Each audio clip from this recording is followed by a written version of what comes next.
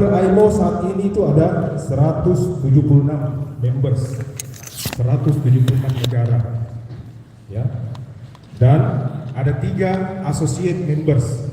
Associate karena statusnya sebagai negara belum begitu kuat, seperti Macau, Hong Kong, ya. Itu masih ada beberapa negara yang belum mengakui. China belum mengakui Hong Kong.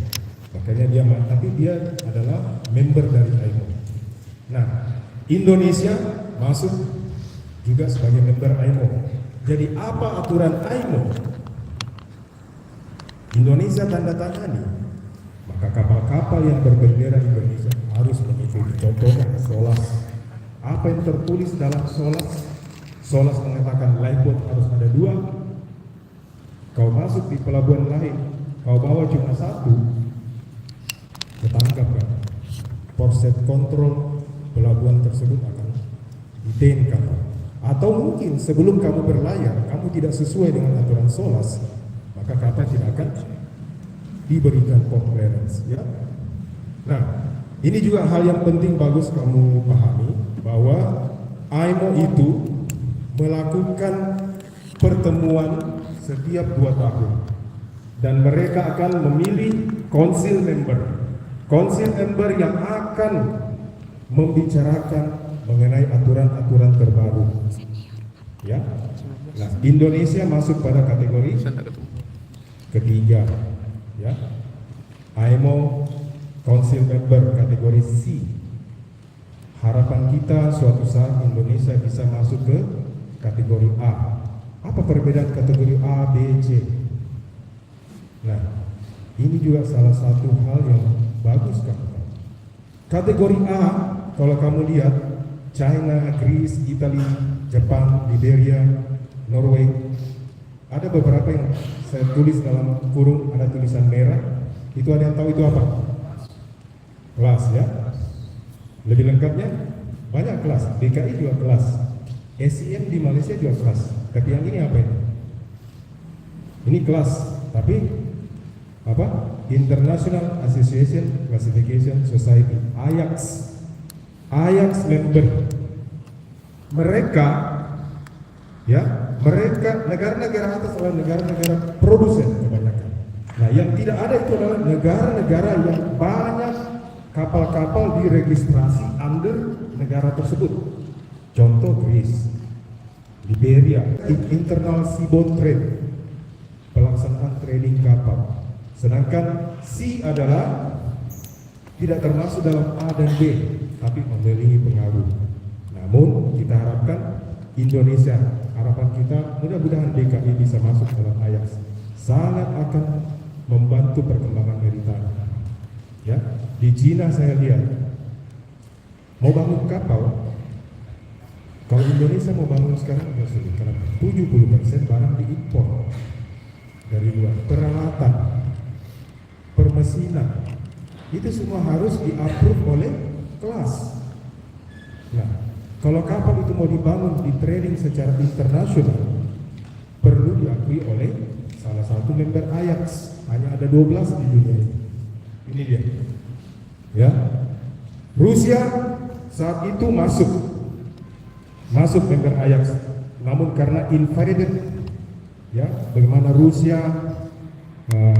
menyerang Ukraina dan ada pengaruh politik di sana, akhirnya Rusia dikeluarkan dan terakhir yang masuk member baru AYAX itu adalah Turki, negara Turki. Inilah mereka jika peralatan itu di-approve sama mereka, secara tidak langsung diakui secara internasional.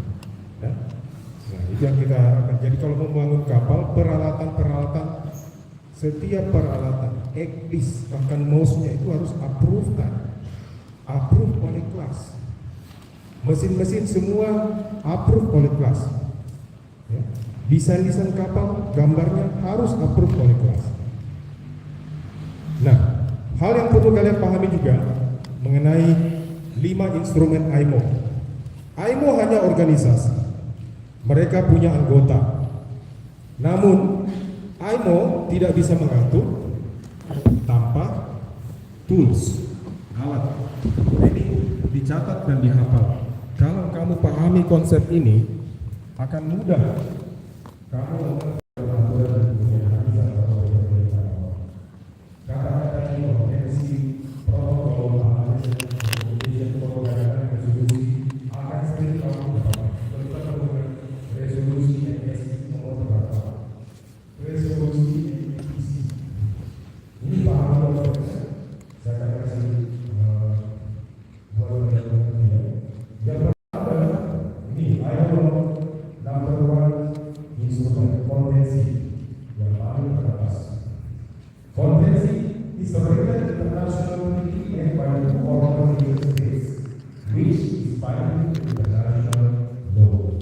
Jadi setiap peraturan yang ditandatangani lebih dari 2 negara diakui dan berpengaruh secara internasional dalam konvensi. Contoh konvensi apa? Ada contoh konvensi apa? Yang lain? Ada konvensi. Kalau kamu yang kata konvensi, begitu kamu yang di kapal kubu atau di kapal wajib setiap kapal perusahaan harus menyiapkan kubu itu referensi kapal. Kami juga mencoba kubu ada keluar terbaru kita kasih isi terbaru apa perlu mencoba aturan terbaru konvensi itu. Nah, yang kedua konvensi apa alasannya? Namun jika ada perubahan besar dalam konvensi itu bisa terjadi, misalkan perubahan teknologi. Sekarang ini minyak pakai di pakai fuel oil, energy oil, itu semua fossil oil. Nah sekarang sudah transisi ke green energy, battery, sudah ada penggunaan battery, sudah suatu saat aturan akan berubah. Contoh salah satu definisi dari protokol is an instrument that may measure an element of konvensi. Jadi kalau ada perubahan besar dengan konvensi, itulah disebut protokol. Contoh, parpol tahun 2003 konvensinya, tahun 2008 protokolnya. Jadi makanya kalau kita bahas parpol selalu parpol 2003 dan 2008. 2003 itu konvensi itu 8 protokol. Jadi ada perubahan besar di dalam 2008. Paham ya? Nah, amandemen perubahan kecil. Amandemen bisa diadopsi ke konvensi atau codes, guideline atau rekomendasi. Jadi perubahan besar tersebut protokol, perubahan kecil disebut amandemen. Yang keempat, instrumen keempat, recommendation code guideline. Ini semua sama, itu ISO code, ISO code, apalagi NSC code. Jadi semua bisa menjadi nomor 4. Instrumen ini tidak mandatori. Yang di atas ada, tapi kalau tidak mandatori, berarti berupa rekomendasi saja. Namun jika kode itu dinyatakan oleh konvensi yang mandatori, langsung mandatori, langsung harus diikuti. Contoh ISO adalah turunan dari Solas chapter 9 akan dilakukan. Namun kodenya itu ready sangat sering, makanya dia termasuk perubahan-perubahan kecil. Namun perubahan besar itu pokok, ya. Perubahan kecil itu mudah dilakukan oleh ILO, tidak perlu hubungan seluruh negara untuk ini. Makanya dia ciptakan instrumen konvensi. Ya. Instrumen yang kedua butuh persetujuan sebagai besar member states. Nah yang terakhir adalah resolution. Ya, pada dokumen bisa dibuat agreement by assembly. Jadi assembly tadi mereka meeting, mereka menyusun aturan baru dan akan dikeluarkan berupa resolusi sebelum diadopsi menjadi amandemen. Contoh, sekarang sudah ada resolusi untuk aturan mengenai IHS dan akan diadopsi dalam beberapa bulan lagi. Ya, ini mengenai asal usul dan keseluruhan kapal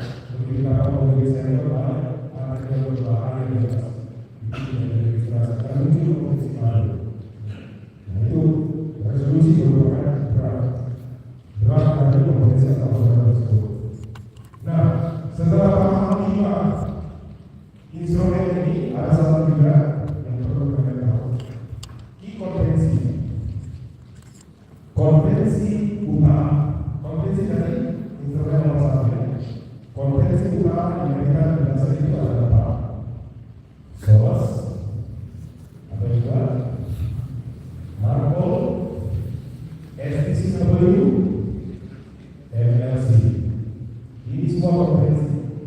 3 di antaranya keluaran IMO, saat itu keluaran ILO, SOLAS mengenai keselamatan, MARPOL mengenai pencegahan pencemaran, STCW mengenai kompetensi orang-orang yang bebas kapal, dan kesejahteraan energi mengenai kesejahteraan. Ya, ini 4, tapi banyak juga. Ini 4 key kompetensi yang mengatur pendidikan dasar. Namun banyak hal yang perlu dilakukan. Ini kompetensi itu. Kompetensi mengenai jaminan safety ada beberapa. Korek, itu kompetensi. Pollution regulation, fall, low line, search and rescue usaha, dan beberapa hal lain. Ini semua kompetensi mengenai keselamatan. Nah, kompetensi mengenai pollution prevention dan repollution ini dia. Ya. Ada begitu kompetensi yang dikeluarkan oleh IMO. Dan selanjutnya kompetensi mengenai liability, kompensasi jika terjadi pollution, siapa yang bayar? Bagaimana aturan pembayaran pencemaran di laut? Inilah CLC oil, pencemaran tadi, kargo CLC bunker, kapal ditutup, minyak dari bunker tumpah ke laut, itu ada proses pergantiannya, ada asuransinya, inilah kompetensi yang mengatur. Ya. Kapal dari laut, kapalnya harus diangkat. Ada juga kompetensinya, ada kompetensi. Itulah mereka yang sertifikat. Saya masih ada salah satu angkatan saya, perusahaannya kapalnya parkir dalam di Singapura. Ya, salah satu kapal perusahaan. Saat itu naruh kompetensi belum ada. Akhirnya setiap hari perusahaan harus membayarnya karena kapal itu mengalami pembayaran internasional. Supaya menghindari perusahaan itu membayar denda setiap hari, dia angkat di kapal, keluarkan dari laut, potong piece by piece, keluarkan itu biayanya dibantu oleh perusahaan habis.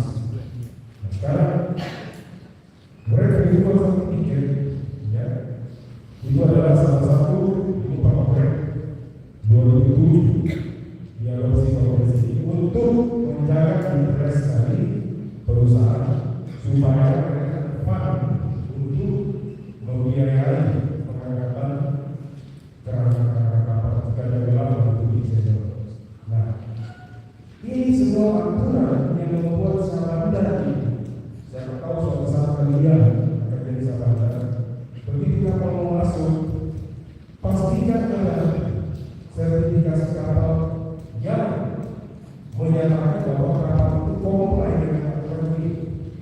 Di Singapura, dia memerlukan CLC oil dengan coverage oil pollution 1 million US dollar. Jadi itu asuransi tertentu. Kami tidak pakai asuransi itu.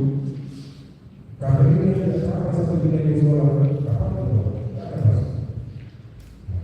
Jadi kalau ada apa-apa, ada tidak ada asuransinya, perusahaan bisa terbayar.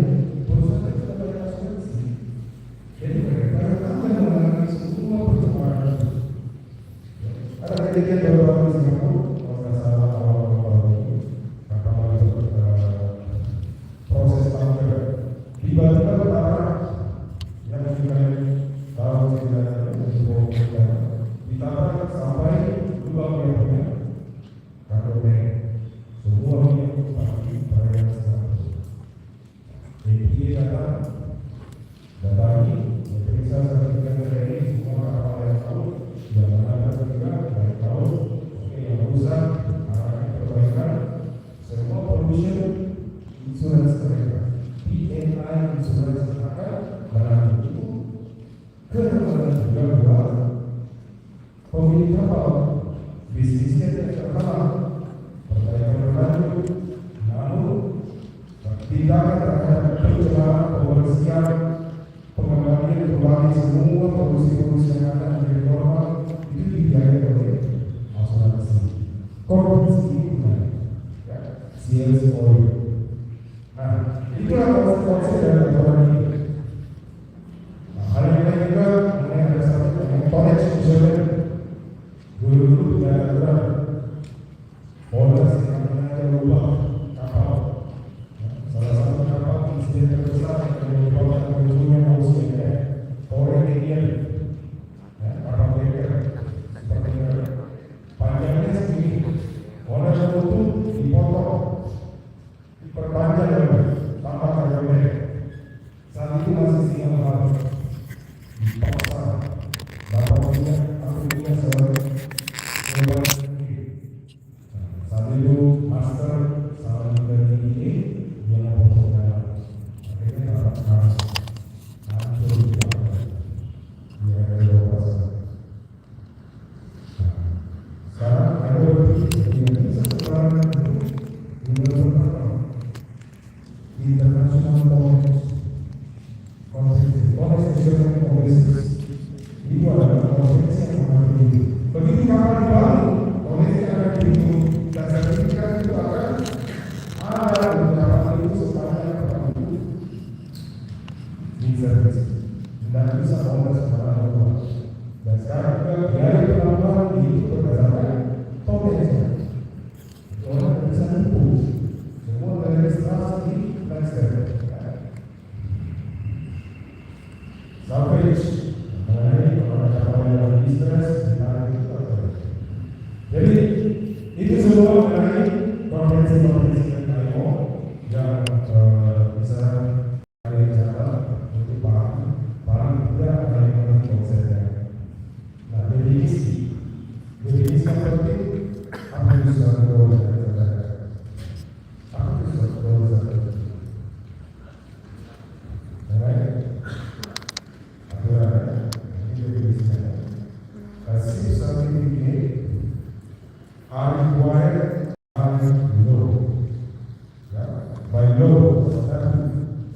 it is illegal to sail a ship without these certificates. Nah, pertanyaan saya, sertifikat apa itu? Saya kan jelaskan kalau aturan lain. Nah, semua aturan itu diimplementasikan ke kapal. Setiap sertifikat kapal ini adalah cerminan dari implementasi aturan tersebut. Jadi kalau kalian di kapal, kita sudah berkomunikasi, terkadang sudah lihat sertifikat kapal. Nah, saat kalian yang menunjukkan, sebenarnya menunjukkan additional officer karena terkait master dalam administrasi sertifikat kapal. Nah, kalau ketika sertifikat yang paling penting buat kamu adalah IOB. Saya lebih banyak menjadikan saya auditor juga. Saya efektif.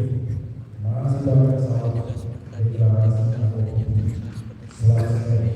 Karena tidak ada setiap dirinya kalau mereka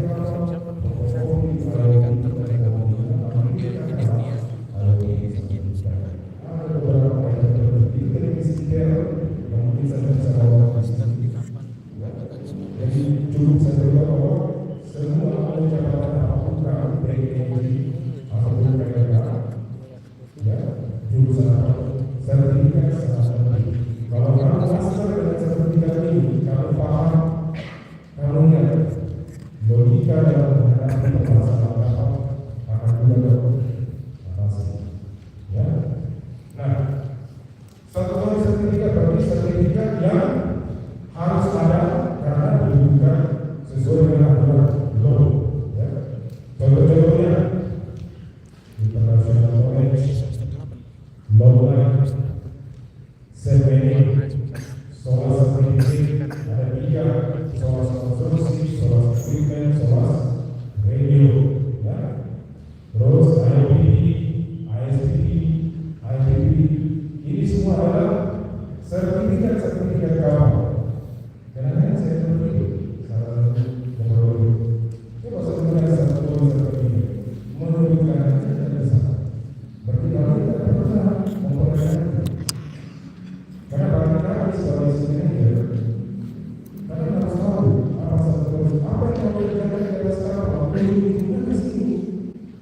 compliance.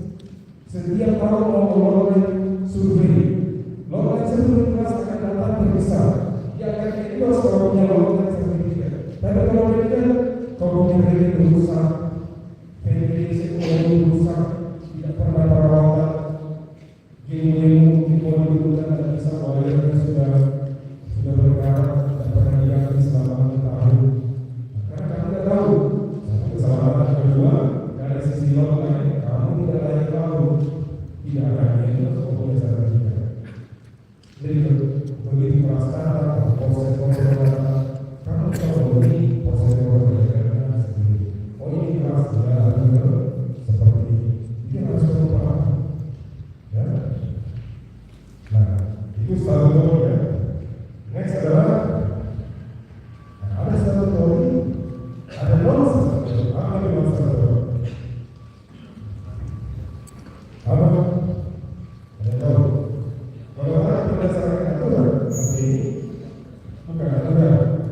Tapi dibutuhkan oleh apa? Contohnya sertifikat kelas, ya, kelas bukan aturan. Saya kutip dari soal saya. Classification is not statutory requirement. This is asal solas. Solas does not require any security class. Loh, kok bisa itu? Jadi kalau kita ada kelas, bisa dong kalau bisa, tidak masalah. Problemnya, setelah kamu melayani kamu terlayani pada asuransi insuransi ya. Karena tadi insuransi minyak, rek, dan lain-lain. Orang yang mau mendapatkan kartu yang atas kapal orang itu, dia yakin bahwa kapal itu ada asuransi. Begitu kalau asuransi semuanya konstruksi kapal kamu mau tidak, kelasnya siapa? Coba oh tidak ada kelas, tidak ada kapal tidak dapat asuransi kapal, tidak bisa menggunakan sertifikat kompliansi semuanya. Akhirnya kapal tidak bisa diterima. Nah, kelas itu bukan satu orang, tapi mana orang wajib. Ya, itu tidak. Jadi pada saat kelas datang ke atas kapal untuk survei, untuk melakukan kelas ada 3 fungsi ya, sebagai surveyor untuk memeriksa statutory requirement dan mandatory requirement, dan sebagai auditor untuk memeriksa manajemen compliance. Nanti mengenai manajemen compliance itu seperti apa saya jelaskan. Ini usahakan kalian pahami, catat juga aturan referensinya. Ada masa kamu boleh download dari internet, Solas yang terbaru ada, atau lihat, atau dasar di kapal nanti lihat apa betul kata-kata saya. Ya, cara belajar seperti itu. Jangan terima mentah-mentah. Kau catat referensi, kau baca bukunya, itu akan nempel. Nah, interim sertifikat kelas itu juga Suez Panama. Itu bukan statutory. Tapi kalau kau mau lewat Panama Channel tidak ada ini, tidak akan berlayar, tidak akan lewat kau punya kapal. Jadi dia non statutory. PNI Club Certificate of Entry. PNI adalah insurance untuk third party. Itu contoh-contoh ya. Ada banyak lagi non statutory. Itu saya harapkan kalian explore pada saat di kapal. Next adalah mandatory. Jadi tadi ada statutory, non statutory. Sekarang mandatory. Mandatory dan non statutory sedikit similar. Ya. Ini certificate are not required by law, but are mandatory because of many reasons, including as per the law of the country of reciprocity. Contoh bendera Malaysia. Atau kapal luar negeri, kapal bendera Indonesia mau angkut minyak dari pelabuhan Malaysia ke pelabuhan Malaysia lainnya. Oh, tidak bisa. Kau harus ada ISL dulu, domestic shipping license certificate. Tanpa itu tidak bisa. Itu untuk menjaga kompetensi polisi dari negara tertentu. Ini beberapa contoh dari mandatory certificate. Kelas termasuk mandatory certificate. Makanya sebagai kelas adalah mandatory. survei. Sertifikat istri, kapal harus diregistrasi. Suez Panama Canal termasuk bronze. Sertifikat BLFA. Certificate of Financial Responsibility (COFA). Kalau kapal mau ke perairan US harus ada. Tidak ada, tidak bisa masuk. Next, domestic shipping license yang baru tadi saya jelaskan. Dan ship sanitation control certificate, ya, atau rating certificate. Mau masuk pelabuhan harus kapal itu sudah sehat, tidak ada tikus, tidak ada kecoa, sudah diperiksa oleh karantin, keluarkanlah sertifikat ship sanitation certificate. Ini semua bukan satu dari dikeluarkan, namun mandatory dikeluarkan. Kamu tidak punya, kamu tidak mendapat clearance untuk masuk ke suatu pelabuhan. Nah, tadi sudah ada 3. Pertanyaannya sekarang, what is trading certificate? Ada yang bisa jelaskan? Ada bisa? Apa trading certificate? Iya ya, trading artinya berarti kapal itu bisa ditradingkan, digunakan untuk pengangkutan merchant ship, ya. Merchant ship berarti bisa dibisniskan, berarti bisa ditradingkan, digunakan untuk jasa pengangkutan. Nah, untuk bisa seperti itu dia harus memiliki trading certificate. Jadi trading certificate adalah all ship certificate that is required for uninterrupted trading of the vessel, yang termasuk statutory dan mandatory. Atau dengan kata lain, trading certificate itu adalah mandatory, statutory, non statutory. Jadi kalau kapal mau berlayar harus memiliki semua sertifikat tersebut. Paham sampai sini? Jelas ya? Oke, ini contoh dari konvensi SOLAS. Sertifikat apa yang ada? Cargo Ship Safety Construction, referensi aturannya. Cargo Ship Safety Agreement, ada attachment form E, detail peralatan keselamatan yang ada di atas kapal dalam form E, dan Cargo Ship Safety Radio Certificate. Jadi kapal kalau dinyatakan selamat berdasarkan SOLAS ada tiga section. Apakah selamat secara konstruksi, selamat secara equipment, dan selamat secara radio. Radio apa ini? A1 saja kah? A1 plus A2 atau A1 plus A2 plus A3? Beda-beda itu peralatan radionya. Dia akan certified. Beda antara kapal hanya pelayaran A1 berarti ada daerah coastal. Oke, A1 A2 near coastal.